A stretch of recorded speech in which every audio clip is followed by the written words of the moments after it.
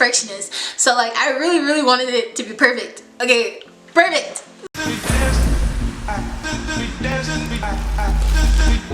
Hello, welcome back to my channel. If you're new here, welcome. We're so happy to have you. On my channel, we seek to uplift, empower, and support one another. I tell you things, you tell me things. I do my hair, I do my face. We're all about self-care. In today's video, I want to show you guys how I did these amazing braids. This entire process actually took me a few days. It actually took me a lot longer than it normally would, and I was doing it myself, and I couldn't see the back of my head, and so like, and I'm a perfectionist, so like I really wanted it to be perfect. Okay, perfect. In the end, I ended up with 130 braids, and they're all like 28 inches long, and I will show you guys what hair I used. I actually bought it off of Amazon for $20. It was $10 per bundle, so, and 6 packages came in the bundle, and I ended up using all 12 packs of hair. But first, I want to remind you to like, comment, and subscribe. Let me know if you're going to try these out yourself. This was actually my first time ever having burgundy braids, and I love them so much that I feel like I'm definitely going to do this in the future. So, let's go ahead and start.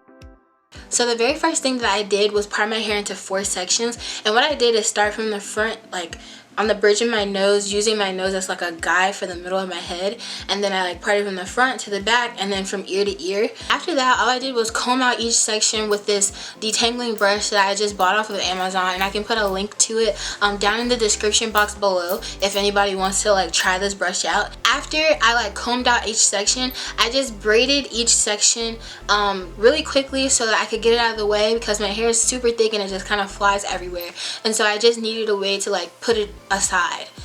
All I did was kind of use my fingers to feel the back of my head so that I could create like rectangular part, so that I could start like sectioning little pieces of hair for each braid. These braids, like I said earlier, were a lot smaller than normal, and so I did have to try a couple of times. Even though I only showed you guys this one time, I did have to try a couple of times to get it right, and I did end up like taking pictures of the back of my head with my phone so that I could see if the part that I created was straight. So even though it looks like it was so easy for me, it definitely wasn't. So it's super important to know what products I use, and not only did I use the braiding hair that I showed you guys earlier that I bought off of Amazon, I also used some jam. Because I don't want my hair to be super unmoisturized, I'm using Cantu leave-in conditioner to moisturize my hair before I start parting it in sections and making these little braids. And I really just use it as like an edge control.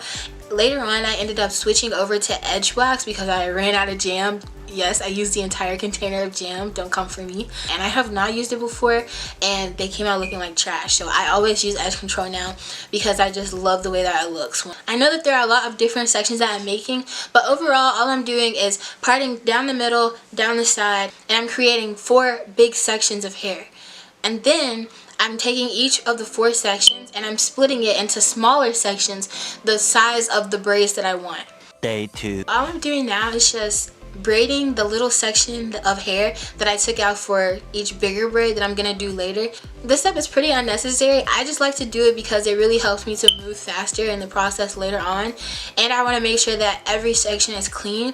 And also I use this step as a way to kind of gauge how much hair I need to use with each braid, just to make sure that I don't run out of hair in the end. Woo! Okay, this is the first clip. I'm also going to show you guys this process again, but all I'm doing is taking the braiding hair and looping it around the smaller braid of my actual hair that I created earlier.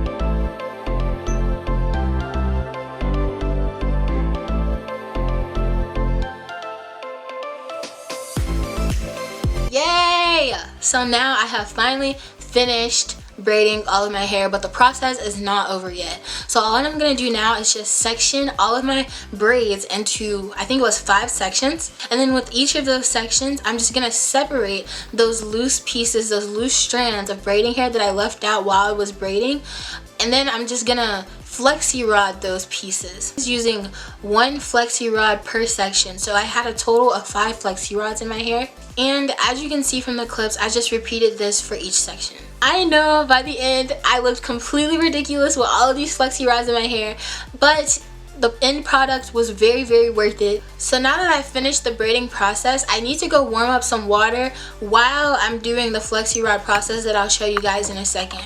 So I just walked to our kitchen and I grabbed the biggest cup in our cabinet that I could see, and I filled it to the top with water, put it in our microwave for 5 minutes, and then I just let it run as I did these next steps. I did end up having to restart the microwave. By the end, the water was boiling and it was warm enough for me to be able to dip my hair.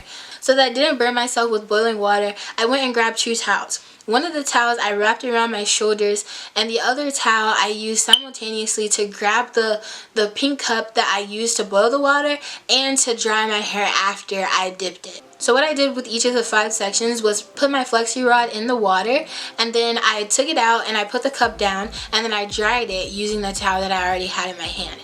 And I repeated this with each of the 5 sections. Next, I went back and I took the same 5 sections that I did earlier, each with a flexi rod, and I dipped the entire section into the boiling water.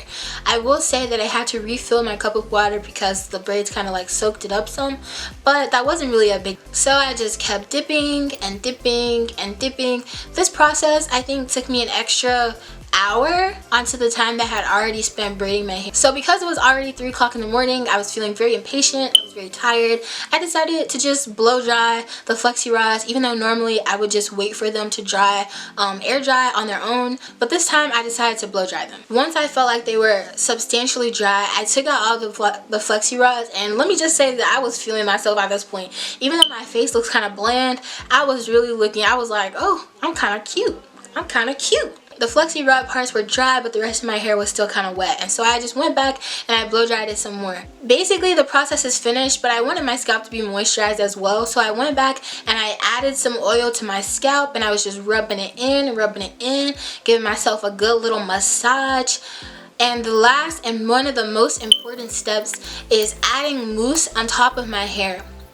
I mean, I just did that really to like seal in the cleanness, make it even more crisp, even more clean. It just makes it look nice, gives it a shine, makes it look really good. And that's the end. That is literally everything I did to achieve this goddess braid look.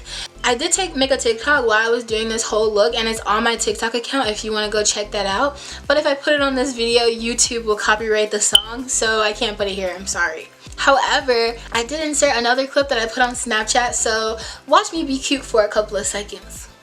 Okay?